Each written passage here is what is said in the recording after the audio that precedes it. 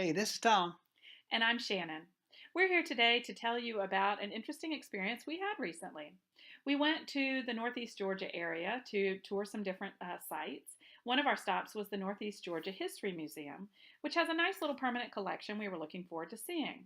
When we checked in, the woman at the desk mentioned that we wouldn't be able to see this exhibit or this one because of the tapestry. But she said, "Oh, we're going to be so pleased that we're here to see the tapestry." And we were very curious about what this tapestry was. And not knowing what she was talking about, we went out to the Memorial Gardens first, which were very nice. We were making our way around, and then we got to the entrance to the main exhibit, and we saw this sign, the one you see over to your right hand side. And then I said, "Oh, that tapestry."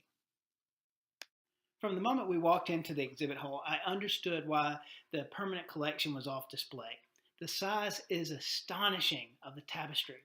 As you can see here from our photograph, it just winds and winds and winds through the exhibit hall.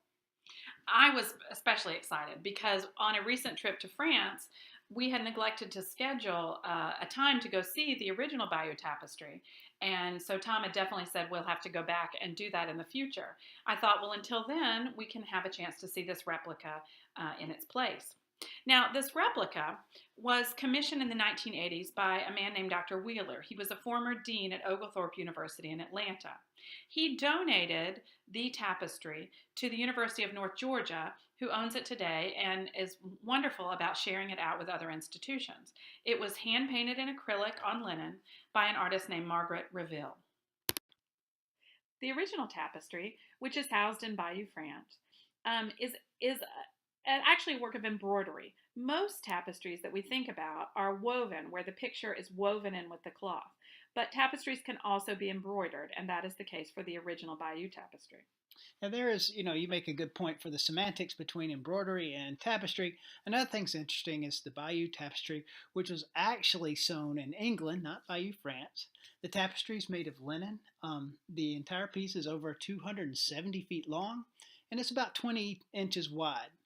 Evidence suggests the tapestry was once even longer, but one end of it has been cut off somewhere in the past. So we mentioned that the tapestry was sewn in England but now resides in France. That's because it tells the history of both countries in a way.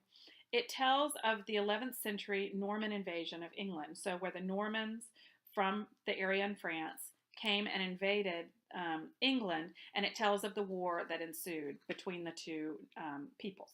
So, yes, it does construct a story of the real life events of the 11th century, and the tapestry, the story that's told in this tapestry is in pictures and in words, and all the words are in Latin. As Shannon mentioned, I was distraught that I didn't get to see the original piece, but there are a number of great reasons to want to see this tapestry, and most importantly, there are only 4 replicas of it in the world.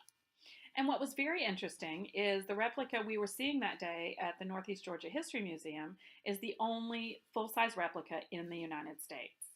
It was a fantastic experience to look at the tapestry, to spend time with each section of it, and then I had this grand idea. Wonder what it'd be like if we could bring this to Chattahoochee Tech where I teach. So some people may be thinking, why bring that to Chattahoochee Tech? Well, it has value for a number of disciplines: history, art appreciation, sociology, and humanities, to name a few. The tapestry contains about 50 different scenes with vivid colors and characters that bring to life the story of the Norman conquest. Folks who conduct research on such matters have counted all the images in the tapestry. There are 632 human figures, 202 horses, 55 dogs, 505 other creatures, 37 buildings, 41 ships, and 49 trees, not to mention the 2,000 Latin letters. As I mentioned, the tapestry includes a tremendous amount of history in one piece of art. Viewers of the tapestry will be amazed at its size and its ability to tell a complete version of the Norman conquest. Well, from the victor side, that is.